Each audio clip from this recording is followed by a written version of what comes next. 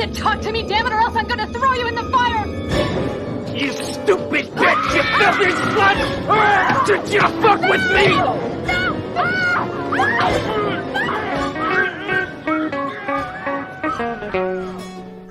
If you've made it this far, you're a stupid bitch and a filthy slut! This is spoilers! Sorry, I really had to go over the top with that. It's my favorite line of the whole movie. Hello, and welcome to Spoilers. Actually, Pap, this is spooky spoilers, right? Spooky spoilers! Episode 2! Okay, and what season of Spooky are we on? Their third year of doing spooky spoilers. Third year of doing spooky spoilers. Pappy, I've heard that some other pods have been picking up this spooky trend. Well, I'm not going to say that we were the first pod to cover a scary movie, but we were one of the first. So, there you go. Mm-hmm. Decent. Well, patent pending. Tonight, we are covering the 1988 child classic. Am I allowed to say it, Josh? Don't do it. Don't do it. Child's Play. We're on a list. Starting now, we are on a list. So yeah, we're kind of a middle of the road crew tonight. I think there's going to be there's 4 of us. Jordan, we got the B team. Yeah, I call it a B+ team. We're B+. Spooky skeleton crew. But yeah, I think Jordan is busy with travels and or Fortnite, and Brett is watching someone probably scarier than Chucky himself, Aaron Rodgers. The man who refuses to talk to his family for no apparent reason. How many people what's Chucky's body count versus the NFL's body count? Like, if you think about it. I mean, Chucky... Pretty spooky. The NFL, spooky. It's a pretty low body count for a serial killer. When you play in the NFL, you forget where you are. How do I start the car? Oh, my God. Let's go around the table and introduce ourselves, going from east to west. What question shall we say? I'll put it this way. Oh my God. What? Still laughing about Pappy going over the top with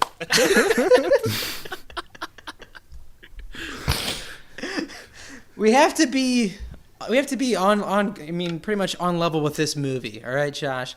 And I'll say this. Did you ever have a toy or something in your childhood that scared you that shouldn't have? I have an answer. Go, Mikey.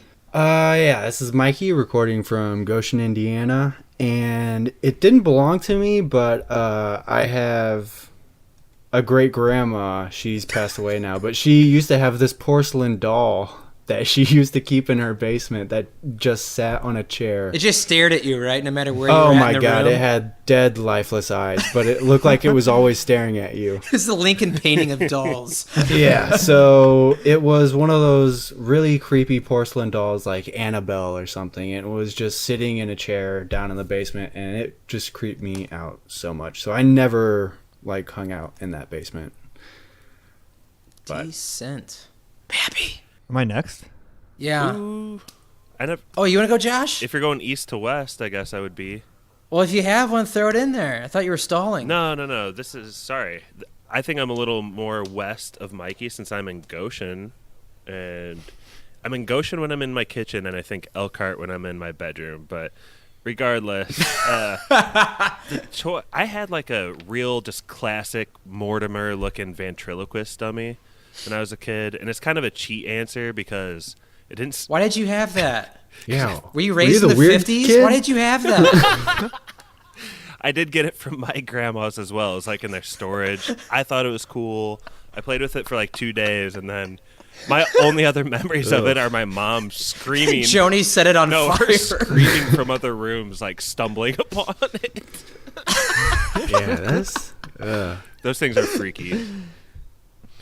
All right, well, I guess I'm next. This is Pappy recording from Louisville, Colorado. I didn't have a toy or anything that scared me or inanimate object. I did watch Halloween 4, The Return of Michael Myers, whatever it is, The Curse of Michael Myers, when I was That's a good one. 6 or 7 on AMC, and it scared the bejeebus out of me. And that was like one of my biggest fears, was like Michael Myers coming in my house. So I think, Stevie, like, you saw this movie way too young too, right? And you kind of had a similar scarring experience. I forget how it went. Like, my cousin who I watched with was like 7 years older than me, and I think he got it from a friend whose like dad had rented it, and it had to be back. And like, I watched this movie, Child's Play, when I was 5 years old, and it ruined me. Like, this is the first time I had watched this movie or a Chucky movie since I was 5 years old. You're younger than Andy. Like, this really like attacked my senses when I was younger. Like, seeing Toy Story was a chore for me when I was a young man. Like, just stuff like that freaked me out. And Mikey, I kind of have a similar story with you. You know my grandmother very well. When she had her house on the river, I was staying in one of the guest bedrooms, and one of the guest bedrooms had like 4 porcelain dolls in it, and it scared the shit out of me for the longest time. I'm so happy she got rid of those things. And no matter, it's like no matter where you're at in the room, they're just staring at you. I don't know why those things exist if not for some evil purpose. Was it just to scare the shit out of grandchildren? It's the only thing I can think of. What's the purpose of the porcelain doll? Pure evil. Pure evil. Well, to get into pure evil, this movie starts off, I mean, at a very Point Break type level when you think about it. Josh, start us off. Can you kickstart me a little bit? What is the very first thing we see as we enter in? We're in downtown Chicago on a foot chase. I mean, this is on par with Keanu Reeves chasing Sexy Swayze. Yeah, so Detective Mike Norris kind of is just running and suddenly shouts, "I've got the Strangler!" So that's like the first line of the movie. I got the Strangler! Wabash and Van Buren! He's chasing this real scraggly looking dude who has a huge Glock, but he's like trashy, and he's kind of trying to figure out, like, is this guy a serial killer? Is he a druggie sort of dude? Like, obviously he's the Strangler. That doesn't sound too good. But then basically the chase and the gun chase leads to him getting shot once and kind of stumbling injured into a toy store. Ooh. Which, I'm a little confused. Like, is this an active manhunt for a serial killer? Did he rob a bank? Like, why does he have an accomplice? Like, why was he dressed like he was just at like a Fortune 500 meeting? I don't know. He was dressed real snazzy, but is that like the Ted Bundy side of him? Like, what was going on? What were your guys' theories as to what crime he committed? Because I've got a theory. Please hit us with it, Mikey. Well, first of all, we see him and he looks like a pedophile. Leave Grandma alone. Second, he's trying to make it to this very creepy van. Ooh, true. He's trying to get away in a very blacked out van with no windows, with his creepy friend. And third, he wants to put his body inside of a boy. He's got all the makings of a pedophile. Also, like, he was like sweet talking Andy the entire time. Because like even before like we ever saw him talk, like he like be whispering shit to Andy. He's just practicing his worm tongue, man. He's Grandma. Well, Stevie, before you skip too far ahead with the plot, I'll finish out that little scene. But like, I wouldn't call it little. It's over the top. He gets shot again, so he's like super hurt, but he kind of loses Detective Norris inside the toy store, and he's like kind of like Tim Roth in the backseat of Reservoir Dogs. He's like, "I'm dying. I'm fucking shot! I'm dying, man!" And he knocks over. How does the cop lose him in a 6x6 room? I was so confused. Prince Humperdinck is not very smart. He falls to the ground and like yells something to the cop, like, "I'm gonna get you, and I'm gonna get Eddie," who's his accomplice that ditched him. He's like, "I'll get you no matter what." Did Eddie set him up Is that how it went? I don't think so. He wussed out. Why would he want to kill Eddie? Eddie seems to be very sketched out later in the movie, like he's paranoid. But that's again, if he's like a serial killer, why does he have a buddy? Like I don't remember any serial killer having a buddy. But bigger question on the scene: is this a net positive or net negative? Because we see him like inhabit the spirit of Chucky, but then like the rest of the movie feels like it could almost be playing it ambiguous until much later in the film. Like, is it Andy? Or is it Chucky who's committing these crimes? You know what I mean? Like, did it take away from the movie for you guys at all, this little opening? Oh, if we never saw this part?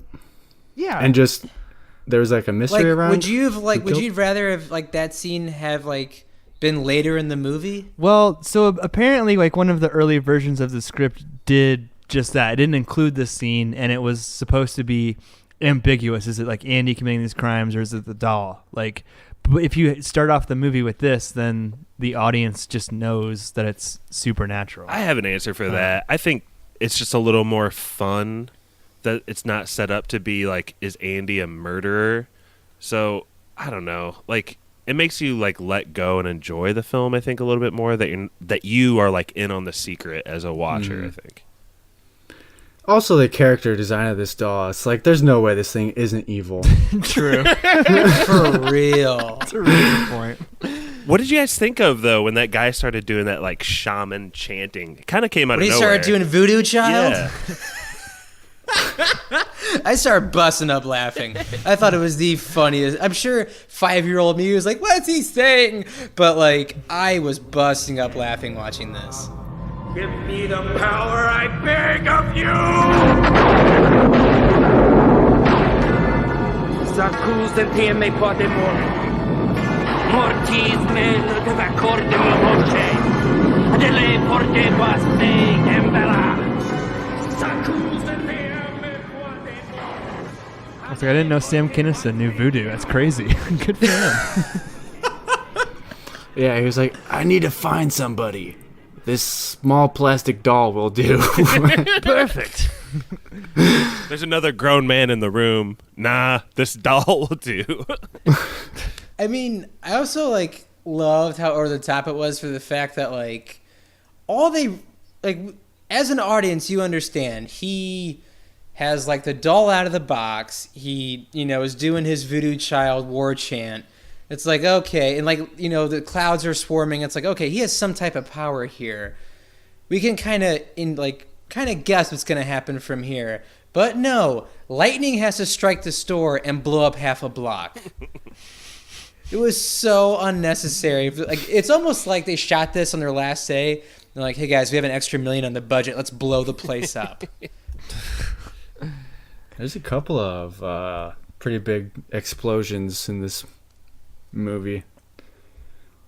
I feel like it was almost unnecessary.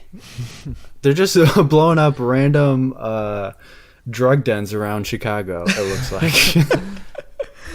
Wait a second. Yes. Am I supposed to be defending Chucky's point of view? Is that my role in this pod? Do I need to start coming up with some points? Hashtag Chucky did nothing wrong.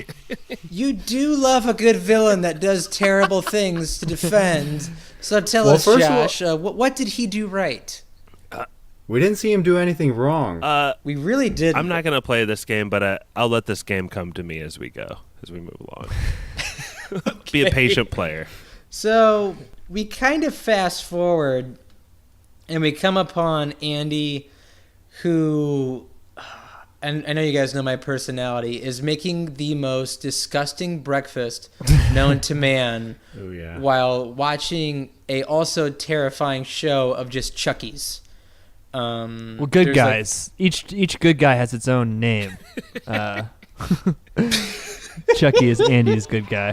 Hi, good guys. Boy, have I got news for you. Now you can have your very own good guy doll.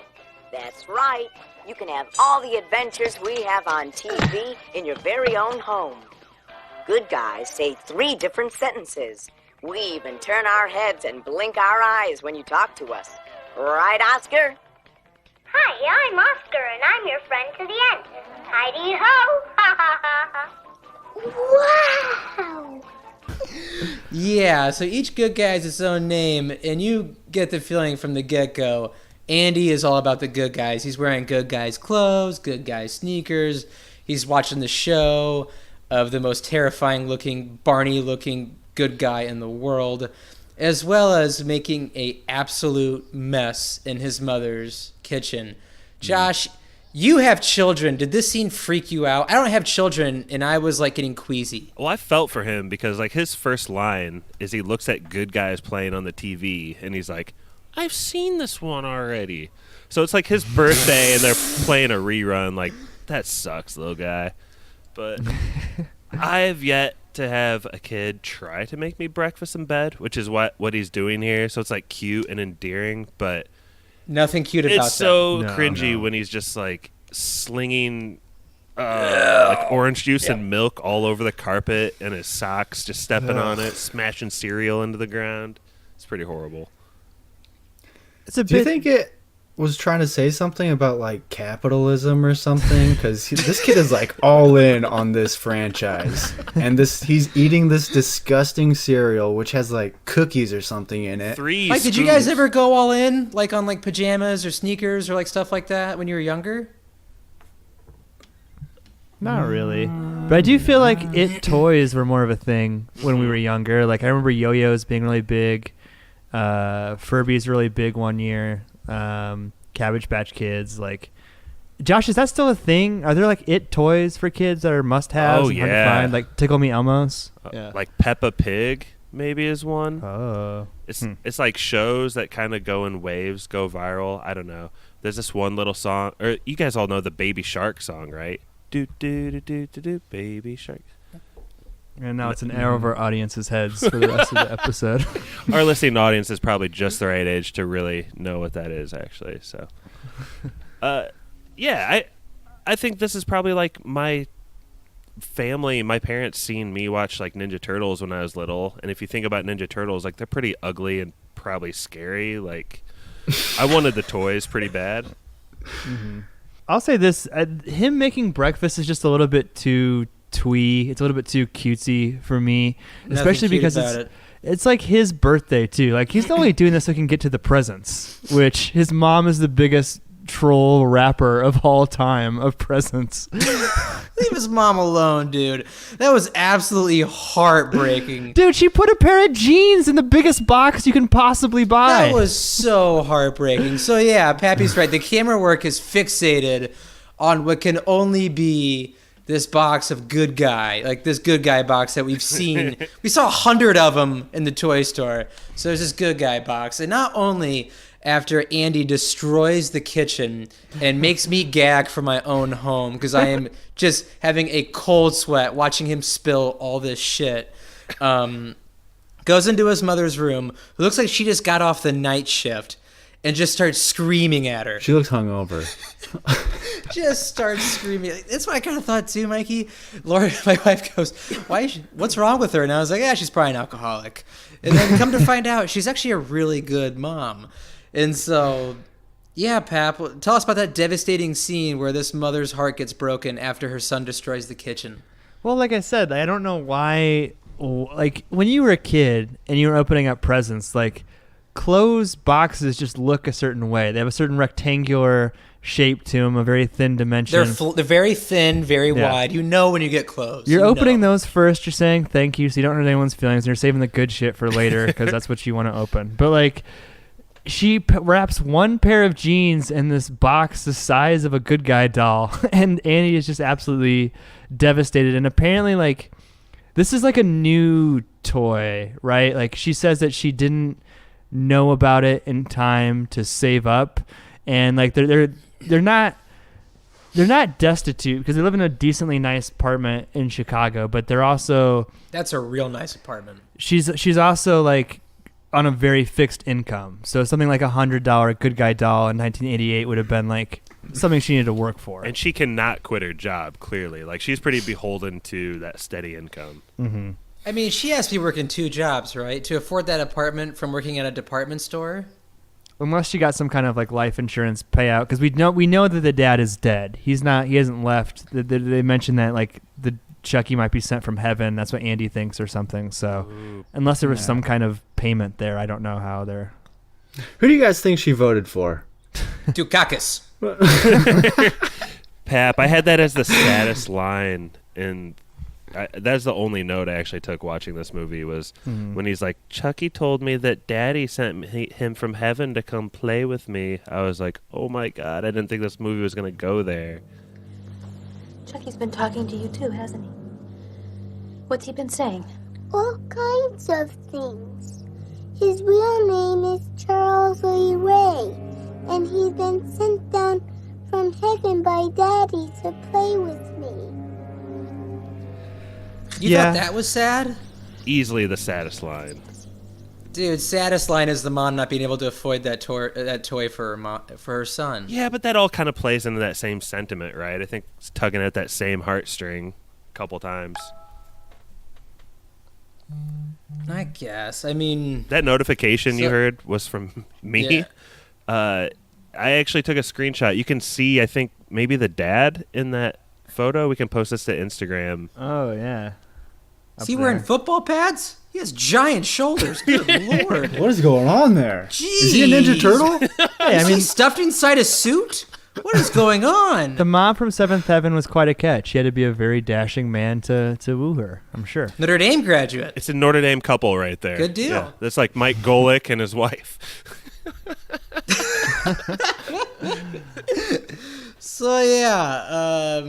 So, his mom works at Carson's.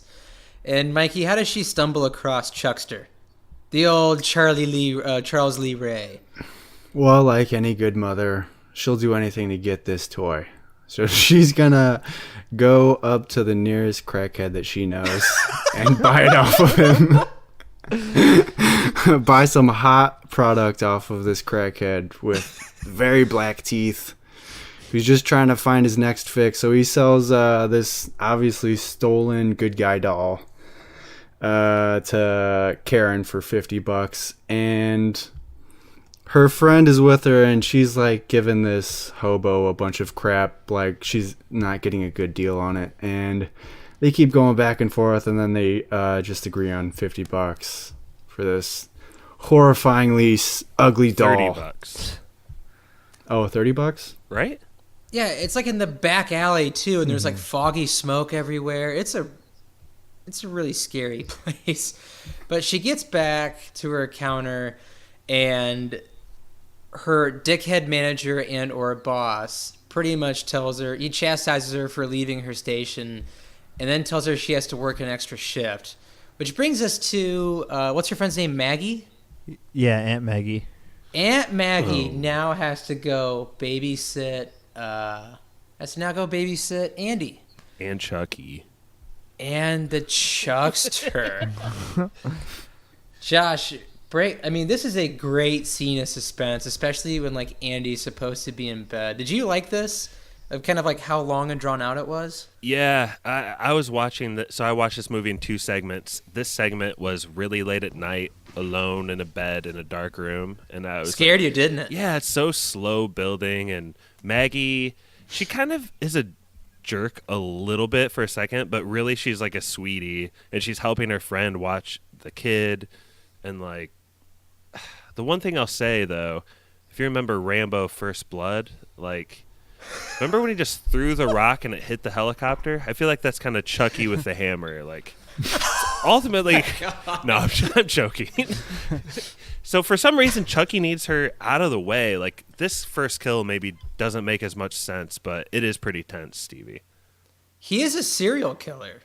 It's all shot through Chucky's first-person POV too. Like, it's very low to the ground. Some handheld work. Like, again, and he picks up a little hammer, and that's how he nails her in the head with it. Like, it feels like it could have gone either way. Like, you could believe this is Andy had it not been for that opening scene.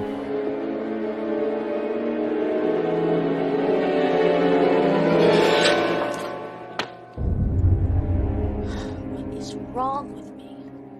I'm scaring myself half to death.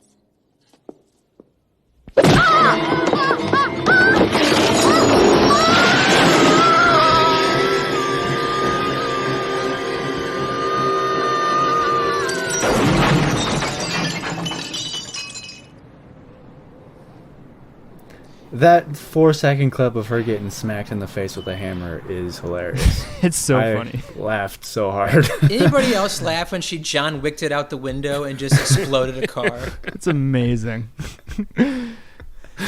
Just absolutely glorious. And so Karen comes back home, finds... It's a really weird scene. There's just police everywhere.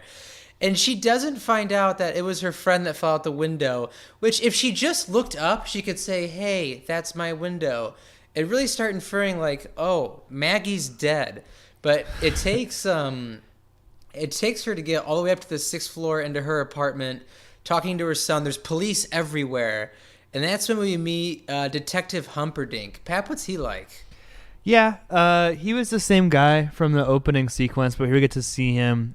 He's almost too kind because he's more competent than his partner, the other detective guy who we see, but he's also willing to give Andy the benefit of the doubt, even though there's no sign of forced entry.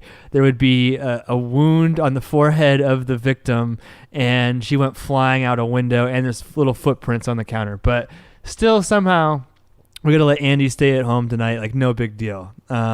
Maybe a little bit naive, I guess, would be the right way to put it.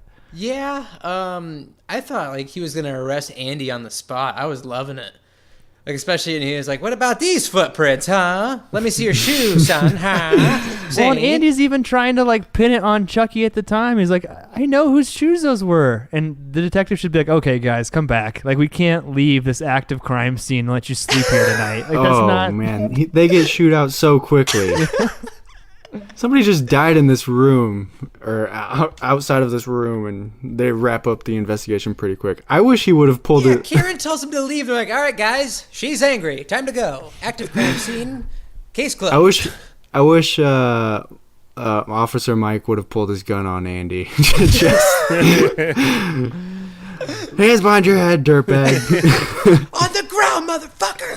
The thing is, though, this is funny in hindsight, but an annoying part of the movie is they really never resolve this issue. Because even at the very end, like, how are they going to explain everything that went down? And, like, people are still going to think Andy's crazy, right? No, they got to set somebody up. Mm-hmm. Yeah, they speaking got of to find another crazy, criminal and set him up. Okay, did you guys ever bring giant dolls to school? Or toys that wasn't, like, show and tell? No. Okay, so mom drops Andy off at school, and he's carrying Chucky around just like it's normal. And Chucky tells him, he's like, yo, we need to get on the L train immediately. And so Andy just starts walking through the scummiest and shittiest parts of Chicago like it's normal. And I'm not trying to be the guy who rags on this movie, but there are two black characters in the whole movie. One is a voodoo master, and the other one is used to code this is a bad part of town. It's really, really bad. Not good. The 80s was a different time. You know who would have been a great actor in this? I think this would have been like right off Die Hard. Carl Winslow. Yeah. I think he'd have been great in this. Throw him as like a sidekick. Oh, cop if he'd or have been something? like a side detective, like cop or something like that. Yeah, or like the one leading the investigation. I'll say one thing. They do go to the grungiest parts of Chicago in this movie. They're just letting this kid walk around with heroin needles on the ground. He's in a bad place in Chicago. They were spot on too, because like when they said, was it Eddie or was it Chucky that had the Stony Island address? If you take that Stony Island exit now, it's still a really shitty part of Chicago. Like, yeah, there's a Starbucks, but it's still pretty terrifying. But let's see here. All right, so yeah. While Andy's not looking, Chucky escapes to go kill Eddie, and for some odd reason, they just blow up the house.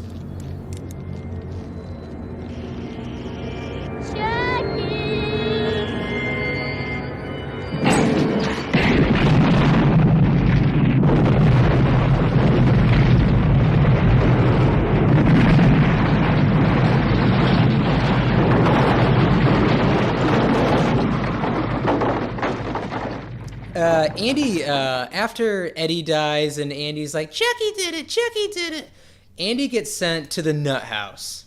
And Mikey, what goes down from here? Because I love the nut house scenes.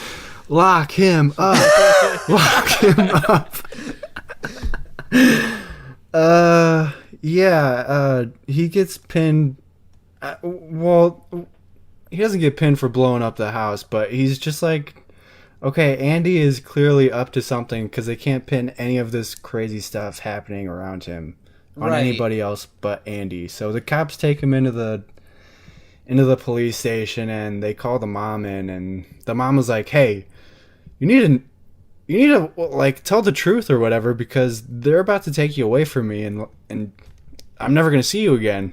And she's like losing her mind because she doesn't know what's going on. She thinks her son she doesn't believe her son anymore at this point, right? What normal mother would?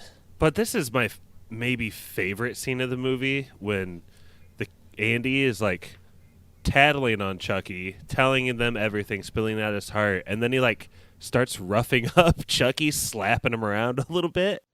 Come on, Chucky, say something. Tell me why you lied to me about everything. Come on, Chucky, say something. Tell me. Hi, I'm Chucky, and I'm your friend to the end. Heidi-ho. Ha ha ha. Mommy, he's doing it on purpose. He told me never to tell about him or he'd kill me. Talk! Yeah. It's also surprising, too, that, like, Josh, you bring up that name. He's like, his name's Charles Lee Ray. And Dad summed down, like, if there was a giant manhunt for that serial killer, like, wouldn't that have clicked with the mom? Like, where did he hear that name? Wasn't Charles Lee Ray like an amalgamation of Charles Manson, Lee Harvey Oswald, and the guy who shot Martin Luther King? Martin Luther King, yep. James he was Earl Ray. Yep, he was all three names in one. Literally the worst people in the world combined into one name under one roof. Classic killers with three names. Yeah, and like I'm kind of with you, Pap, on the fact that like it would have been great if they stretched out that ambiguity like for even longer, because we're like the 45-minute mark, and this is where Karen goes home, and it's for some reason she goes home. And it's just really her and Chucky in the apartment, and she's like going to throw that dude out. And I think this was probably the best writing of the whole movie. What goes down? Yeah, so she starts to kind of like plead with Chucky, like, please talk, like, you know, like talking to this doll. Give me back my son! And the serial killer who's possessed him, Charles Lee Ray, is like playing it totally straight face, like not moving. And then she goes into her kitchen, she gets like a glass of water, and then like goes over to the box, and then the batteries fall out, which I think, to your point, Stevie, like this moment could have been 10 times more powerful if this is how we learn that Chucky is possessed. You know what I mean? Like, that'd have been fantastic. Yeah. I also have an editing gripe though. Like, as soon as the batteries hit the ground, there's like the big musical note, like, oh, you figured it out. So it's like, it doesn't give you a chance to like actually in your own mind see the batteries, see what they mean, and like learn it with her. You know what I mean? It's like too quick. He wants you for a best friend. Yeah, sure.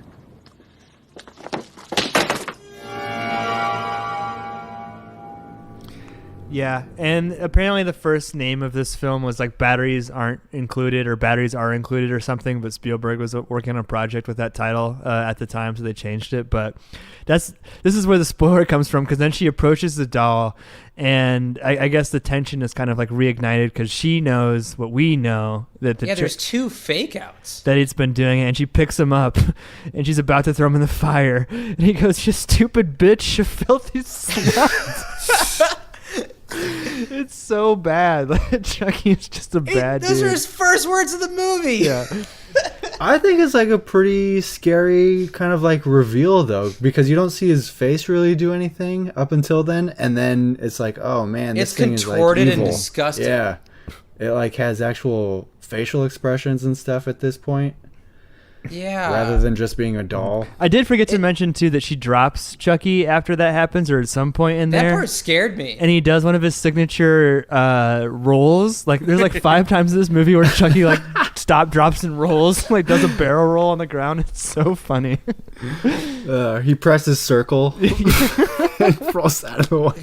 Like they clearly didn't have like the Henson studio behind this Muppet. They were trying hard to figure out different ways to make Chucky move and like hide his legs so they could move his torso or vice versa. And some of those just like drop and rolls were some of the funniest ones. I loved it. Did you think it was like, I thought it was really neat how did you think it was good, Josh? Like how they like got his like face to move or kind of like contort his body and move? I was very entertained. I thought for 1988, I was super impressed. Yeah, and I was glad that it wasn't, like, obviously it's not going to be CGI at that time, but I was glad that it wasn't all just like a Muppet scene. Like, every time they showed him, it was some sort of camera trick, is basically what I'm trying to say. So my brain was always trying to figure that out, and that was pretty fun. There was one scene where he was like standing on the kitchen counter when he meets the guy who taught him how to transfer his soul or whatever. That like looked pretty kind of crazy. It looked like it was like a mechanical, just like doll moving around on this kitchen table. It didn't look like it was animated or anything. So it's kind of crazy how they did it. Did they have a kid dressed up for some of it? Andy's little sister in real life. When you saw like kind of far away shots of like him running and stuff like that, that was his sister. That's kind of funny. And it's like, I mean, they made this movie for $10 million, and then it was a smash hit too. Like debuted at number 1, ended up making $43 million, was dethroned by Land Before Time. So like nothing was going to stop that. Like, I mean, kudos all around from the effects department. They did the most with what they had, and it paid off. Yeah, I'm glad it was. It wouldn't be CGI, you're right, Josh. I'm glad it was a lot of practical effects and the camera tricks. I appreciate that. So, Charles Lee, after his stupid bitch, filthy slut. You stupid bitch, you filthy slut!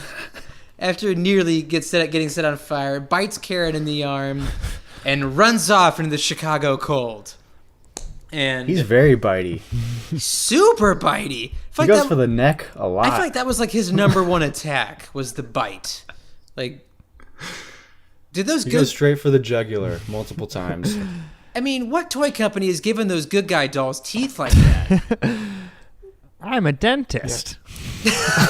Yeah, he's got gums and everything. It's pretty gross. It's real gross.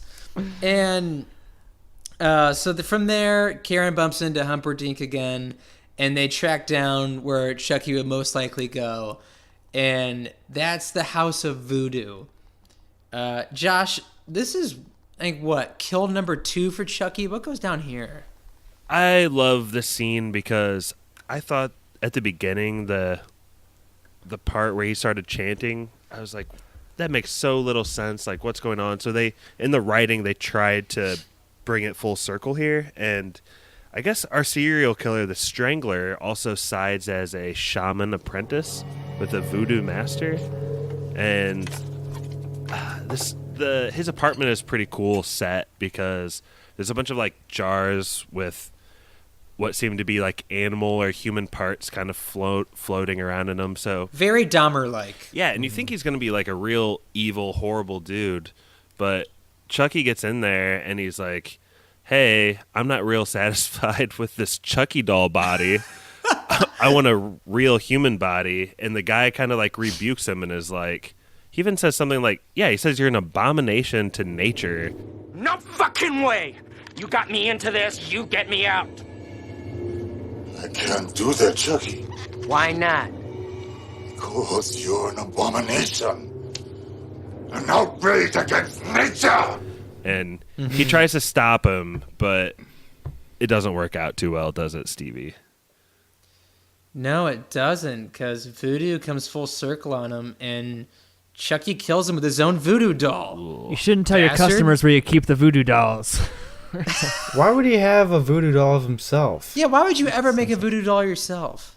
Well, not to mention, it goes beyond Chucky just being dissatisfied with his body. Like, he thought that he was immortal, and he finds out he's not when he's shot by Prince Humperdinck, and that's kind of what pisses him off because he's becoming more human. Like all of these are just like single lines of exposition dialogue, but like it has this level of complexity where it's just like, okay, movie, whatever you want to do, I'm along with the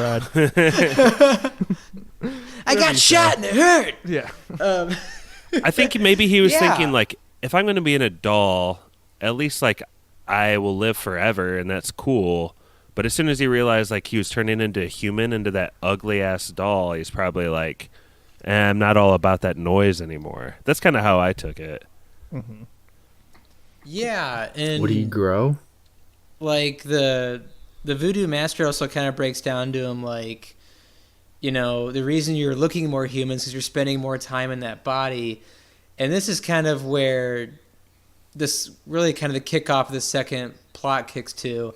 It's where he can only gain another human body from the first person he told his secret to. Okay. It's some real weird rules in Okay, this. movie. Whatever you say. Okay, movie. You got me. You can only get the soul of whoever the main character of this movie is. Might as well just say that. Chucky's like, that was a 6-year-old kid. You must find the protagonist. That's terrible. But I skipped over a part, and that's where Humperdinck is kind of rebuking Karen for saying that Chucky, you know, is alive and this, that, and the other. And literally 2 seconds after he gets into his car, Chucky and him go on an amazing car chase. Pat, did you love this? Because it was so overdrawn and blown out. Oh, it was way over the top. Like, for some reason, Humperdinck has his foot, like, glued to the accelerator unnecessarily the entire time. I mean, at one point, Chucky uses his little hand to push down the accelerator, which is pretty funny, but he's trying to choke him out, and he gets, like, burned by the cigarette lighter, and eventually, yeah, like I said, he gets shot. But it's a cool little set piece. It reminds me a little bit of Blues Brothers. I think you get a little bit of, like, him driving under the L and stuff. Oh, yeah. It's cool. I liked it. This raises a question, though. What is Chucky's power level? How strong is this thing? If he's choking out a full-grown man with his little plastic arms. And hitting Aunt Maggie's out the window with a little plastic hammer. God. Yeah, he's got to be kind of powerful. I mean, his strength has to be 100 out of 100 if you choose that doll for him, right? Like, he's like an ant now. His strength is He's relative like to the size Ant-Man. of his body. Exactly. He's exactly like Ant-Man. So he's using And like the jumper cables to do like a garrote move, like a gangster mafia choke out. But he has a knife, so he uses that second, and that's my favorite part, where he starts stabbing through the stab seat. his balls. Yeah, starts to stab his liver and kidneys first. Then he goes under the seat to his balls. So like Pappy said, he's lifting his ass off the seat, still driving with his hands, but yet still just pressing down the accelerator because he's got to go somewhere. Full speed. And then he flips his car because there's a dumpster in the middle of the road in Chicago. He flips it on a dumpster or something. Good on him. From here, Humperdinck goes to Karen, says like, "Hey, I believe you. It's all real." They go visit the Dr. Death or whatever, and he explains to him the dumbass rules, pretty much saying, "Hey, we need to get the main character back involved in this. Go find him." And cripes, I've always skipped over the most gruesome death. This is the death scene that scared me the most as a child. And that's when Andy's in the nut house screaming, "Chucky's coming! Chucky's coming!" And all the doctor had to do was look out the window, and you can see that little doll walking around like it's normal, just like out in daylight. Like, oh, here he comes. But there's kind of a wild goose chase throughout the nut house, and that's when Chucky... does that machine still exist? The electric... What they put on your head? Electroshock therapy. I don't. The lobotomy. At least not Does in children's electroshock hospitals. therapy still exist outside the South? Not in children's hospitals, I would imagine. I think it still is used somewhat, but... Oy. Well, anyway, he throws that on him and literally just cooks his brain. And I remember as a kid when you see like his eyes go full red and he's like bleeding out of his mouth. It scared me so badly. That was pretty That was pretty disturbing.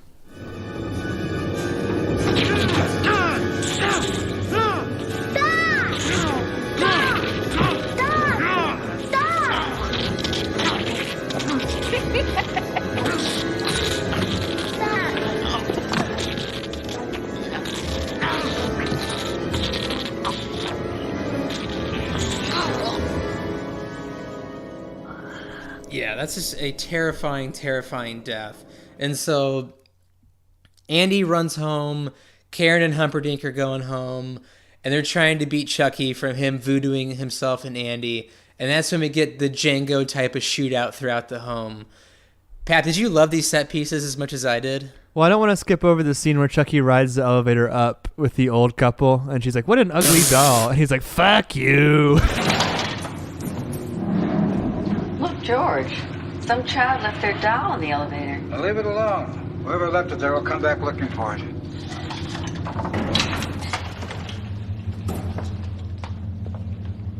Ugly doll. Fuck you. It's like, I was talking about the scene. I'm like, did they just need an extra 5 minutes of movie to try and get it closer to 90 minutes? Like, why is this in here? But why? But no, I love everything that happens here at the house at the end. I love the way that Chucky gets burned and kind of like transformed. I think that the having to shoot him through the heart is kind of useful from a plot device. Like, it's a long ending set piece. Like, it is. It's like, I mean, it's like 15, 20 minutes of this hour 40-minute movie or hour 20-minute movie. It's like the Alamo. It's like really the last stand at the Alamo at this point. It's a long, long ending. They have to kill Chucky 3 different times. Mm-hmm. I have a question for you, Josh. Mm-hmm. After he gets set on fire and he gets his head blown off, how do you think they shot that with like the doll that like kept like coming at him, even though it was like losing like arm after arm and leg after leg? Well, you guys have been to like Chuck E. Cheese, right? Yeah. I think it was like that style of animatronic. They just like made a burned up doll that they wiggles. Just like put it on a belt. When it's I like say those, happy, like, you say birthday. It's like those super scary videos of like Tickle Me Elmo where he's like all burn up and crusty and he's still being like, Tickle Me.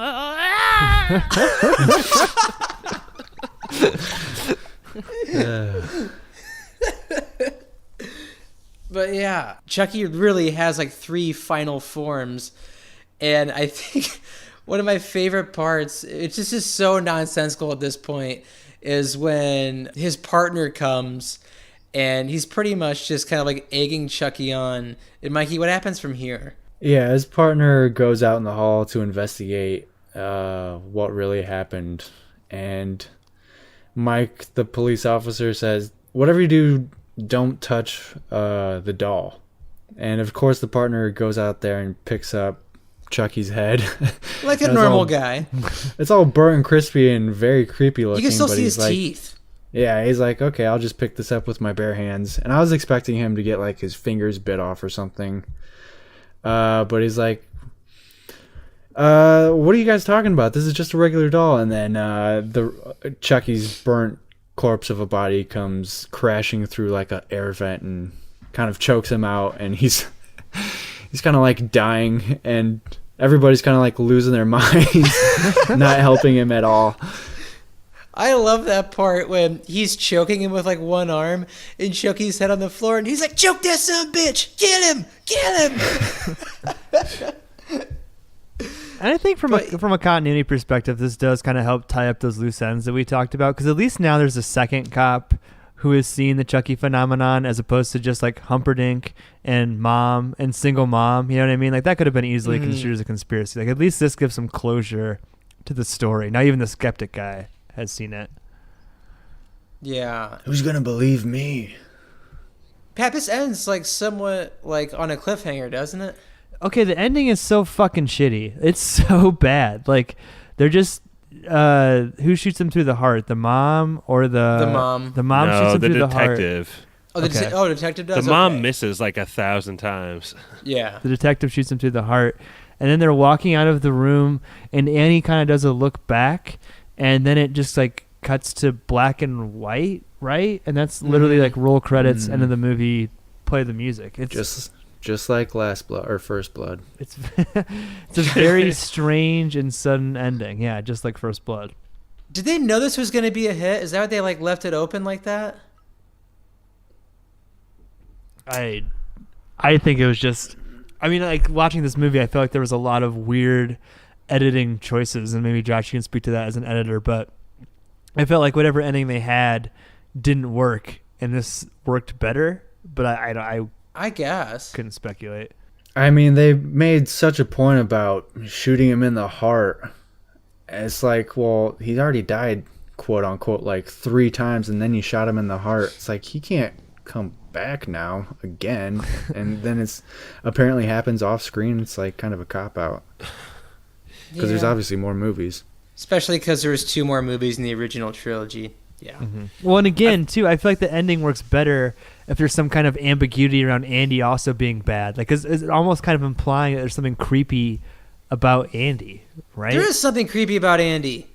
He should have smiled or something. A creepy kid smile at the end. Ooh. Well, I was thinking a really cool ending would have been if after they burned him, they just assumed he was dead, and they kind of forgot about the heart thing. And then at some point, like, the mom just sends Andy out, and her and the detective talk, and then Andy comes back in and is maybe acting slightly differently or something. Like, that would have been cool. Because, like, you as an audience member could be trusted to remember. He said the heart specifically, and they burned him, so... You know what I mean? Or Andy's, something like, keeping him under the bed or something. Like, he still loves Chucky. Like, something to that effect. Keeps the head. I didn't like how Andy said the name Chucky. He's like, Chucky! You hear that, Chucky? Did you do that, Chucky? Chucky wanted to know what was going on. Hey, Chucky. It just creeped me out the way he said it. He sounded like a burn victim himself when he was saying it. But, yeah, you guys have anything else to add? He's a good guy.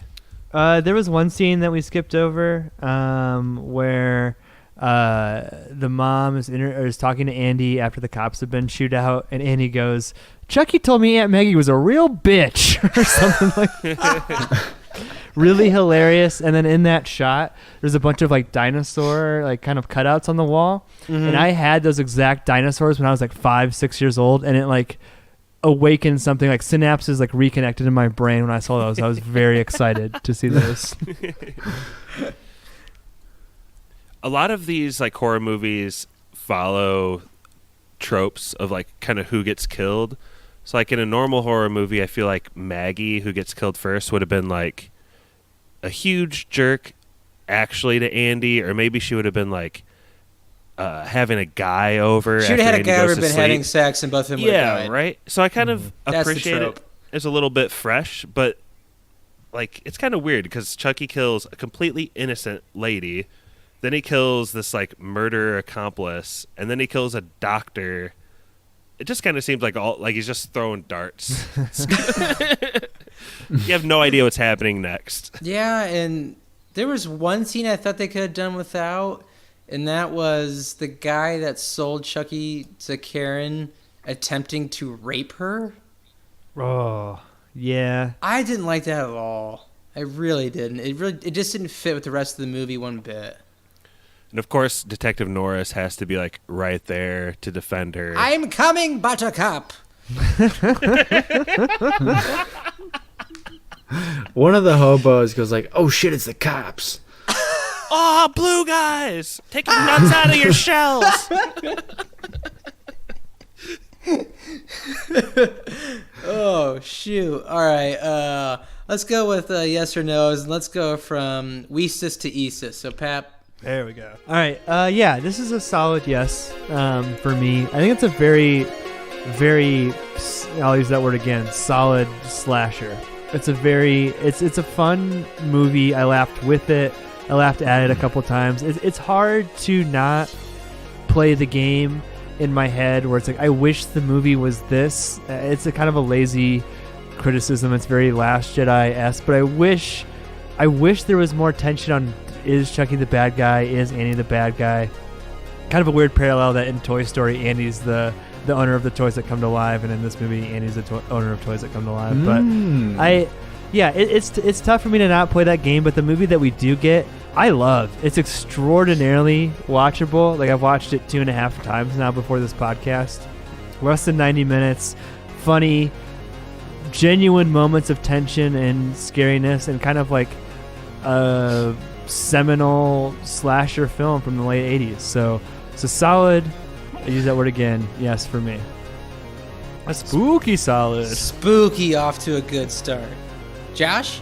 I'll give this a decent yes. I don't like horror and slasher movies very much, but this one kept it just fun enough for me to really enjoy it all the way through. If you do get scared at scary movies, just watch this one during the day and it won't be scary at all. Yeah, I agree with Pap.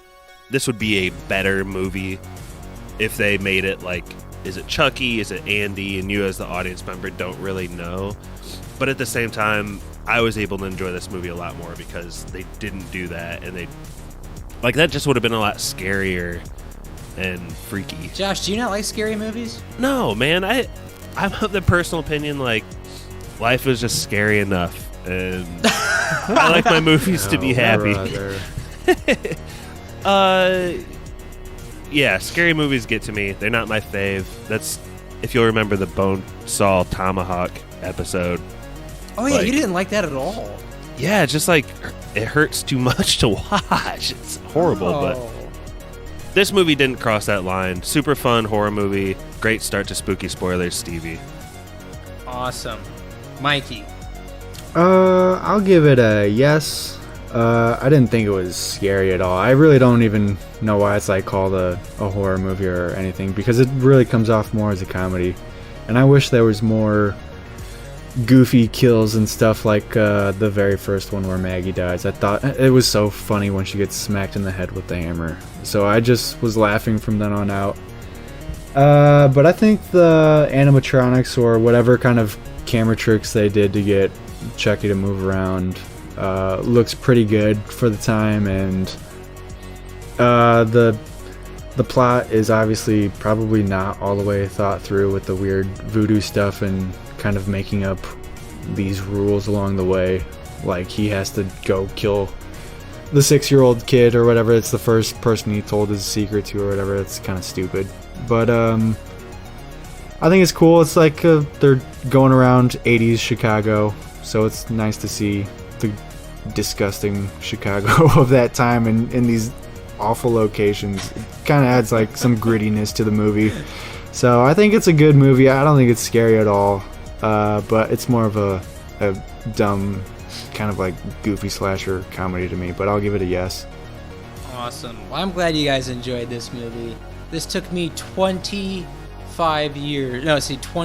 years to get over my fear of this movie, and I really enjoyed it.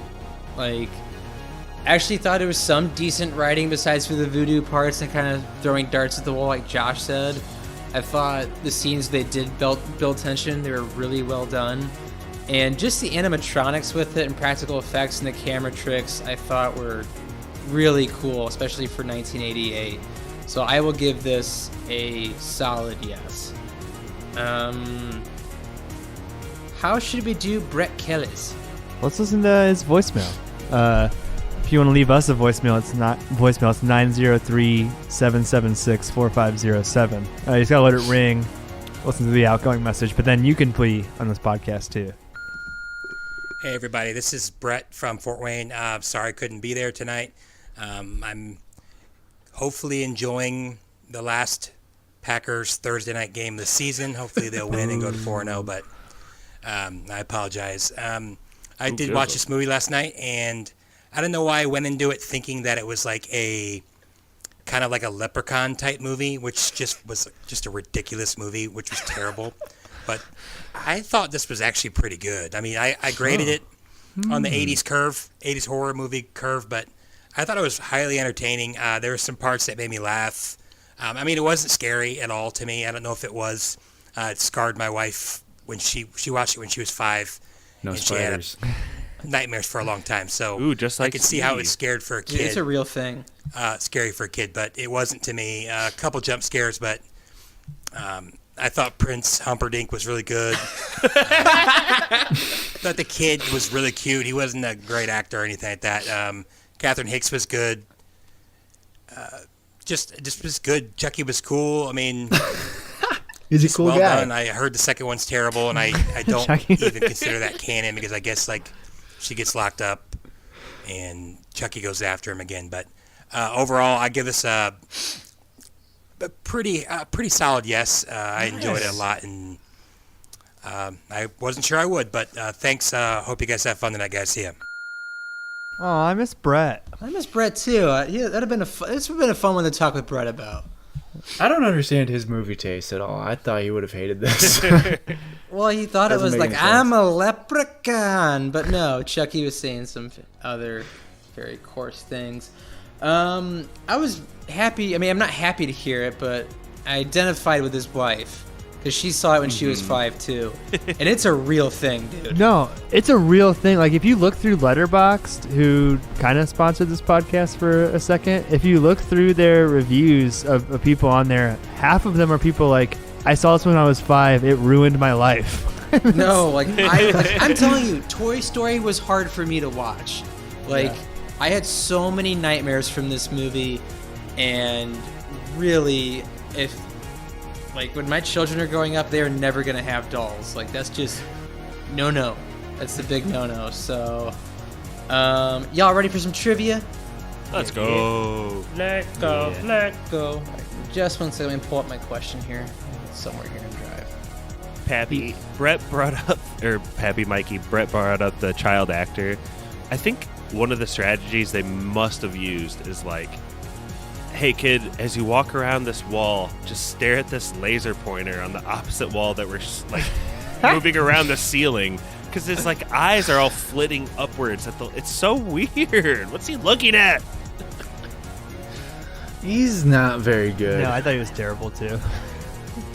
His voice is cute-ish. He's running around in that creepy commercialized good guy's outfit or whatever, pajamas or whatever. He looks like, I don't know, there's something very off-putting about the whole good guy's aesthetic. Order should be me most recently with Evil Dead 2, then Josh 36 Chamber of Shaolin. Wu-Tang? Right. Money was the last one you hosted? It's been a while. Is it Raiders? Oh,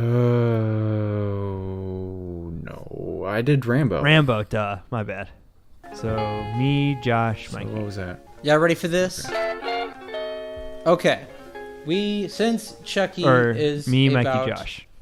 A doll, we're going to play closest to, you can go over, closest to. I like that. Barbie has been a fixture in the American pop culture and worldwide for a long, long time. In the year of 2010, the Stefano Canturi Barbie was sold. What? Yes, I know. Was sold. How much did that Barbie go for? Was it retail on eBay? I believe it was an auction, a private collector's auction. What did you call that? The what Barbie? Stefano Canturi. Can you tell us what that means? I believe it's a designer, to be honest with you. Let me see. So that's not the name of the original model of the Barbie. That's just a 2010 release. Stefano Canturi, internationally celebrated. Oh, he's a jewelry designer. So let me look up the Barbie. I believe it's a diamond Barbie. Oh, it's a diamond barb. Oh. Oh yeah. I'll go. Yeah, it's a Barbie with legit diamonds. She's I'll wearing go, a black dress. Yeah. I'll go. Barbie's pretty iconic. I'll go cool. 100,000? Pappy. 100K. Who next? Me? Yep. Right? I'll go 2.5 mil. Jesus. Great guess, Mikey. 2. Oh gosh, no. Oh jeez. Steady. This bling Barbie, I feel like a lot of... She's lit. I wish we knew how many there were in the collection. Probably one. It's one. Not feeling good about my guess. It's one. You made one. Yeah, it was at an auction to raise money for breast cancer research. 2.49. 2.49. Oh, God. Why? Why? Every time, every game. 2.49? We still got over that, yeah. Just sneaking under Mikey. Bubba, there might have to be a second question. No! Oh. And your winner, Pappy. What? The Barbie was sold at auction for $302,500. I thought I was way off, especially when you said there's only one and it's diamonds. I was like, fuck. I thought it's okay. So the Barbie isn't made completely out of diamonds. It's a really neat. I mean, as far as Barbie goes, it's pretty cool looking. She's wearing like a diamond, like a giant like diamond necklace around her neck. Does she actually have a realistic body, or is that the premium version that you have to buy? Looks real to me. Okay. I mean, as far as Barbies go, wearing like a black dress. But anyway, where do you want to go from here? Do you have a movie lined up? Do you want me to kick it to spoilers, man? Give me the spoilers, man. Take it away, spoilers, man.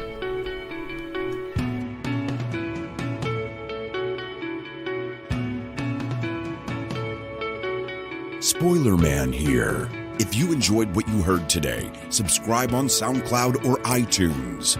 Our email is podcastspoilers@gmail.com. Twitter is @spoilers_pod. Our Instagram is Podcast Spoilers. It's lit.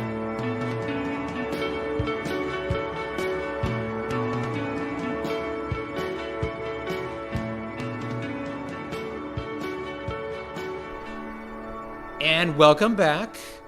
Winner Pappy has decided what movie he's going to pick for the next on Spooky Spoilers. What do you got, Pap? Whoa! Oh. Well, that's a back-to-back Pap. I'll go actually a fan request. I'm pretty pumped that I was able to win. Fuck. Sorry, I gotta look up his name real quick. We have a fan. Afu Ra. No. Afu Ra. That is one of our fans, but we also have a fan. Oh, wow, more than one. We have more than one fan? Nice. What is his name? God damn. Can I just... hey, you look up his name, and I just want to say, Afu Ra, who, that's his name on Instagram, and we're saying it completely wrong. Afuera. Yeah, we're really butchering it. But he also had some insights on the King Kong vs. Godzilla podcast that we just released, and... he thought it was really hilarious that Mikey just kept ripping on Godzilla's roar, which was great. Oh, has nobody else had that complaint before? It's just metal grinding on metal. It's a terrible noise. But I thought on the pod that King Kong could do the whole electricity thing just so that he could have like a power to, like Godzilla has the power of fire breath, so... King Kong needs the power of electricity. I don't know. But he said that the actual reason was that the original movie is Godzilla is going to be fighting a Frankenstein-like monster with electricity. So, like, they already had the special effects kind of ready to go. What? Just have some dude named Bill walk around with a guy in a suit? I love it, though, because on that pod, Stevie, you are just so adamant about bringing that part of... They really need to. If they brought back Electric King Kong and, like, his theme song was, like, Thunderstruck or Lunatic Fringe every time he came onto screen... Fringe! I would literally go see that movie every day it's in theaters just to see it on the big screen. I'm all in on Electric King Kong. Bring that back. Okay. All right. We stole the show from Pappy long enough. Sorry, Pat. His name is Bahashuru Lakshan, and he's actually like a pretty hardcore fan of ours. He's been there for a while, and I talked to him, and he really wanted to do the remake of the movie that I'm about to pick, but I don't feel right because the remake is 2.5 hours long, and we've been keeping him at like 90 minutes. But I will do the original, and maybe we might be able to get our friend Zach on the podcast because I know it's one of his favorite movies. It's 1977's Suspiria. For the spooky spoilers, Suspiria. Spooky Suspiria spoilers. Does that movie have a theme song? I have no idea. I've never seen it, but cool. I hope it's kind of a semi-fan pick for you, Bahushuru. So there you go. Is that good enough for you, fan? Jeez, are you happy? Fan. Jeez, we only do so much around here. Giving away all our picks to fans nowadays. Well, thank you for listening. I hope you tune in next time for the old version of Suspiria. Is that right, Pap? Yep, the old 1977 Suspiria. Old trusty Suspiria. And if you listen to this episode and you haven't seen Chucky since you were 5, I promise you it'll be a tad cathartic if you go back and watch it now. It's actually a pretty good movie. It's not as bad since, when you were young. I can promise you. So, thank you for listening, and that was Spoilers. Spooky Spoilers!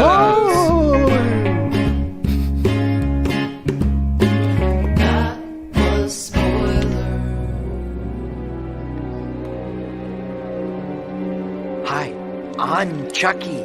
Wanna play?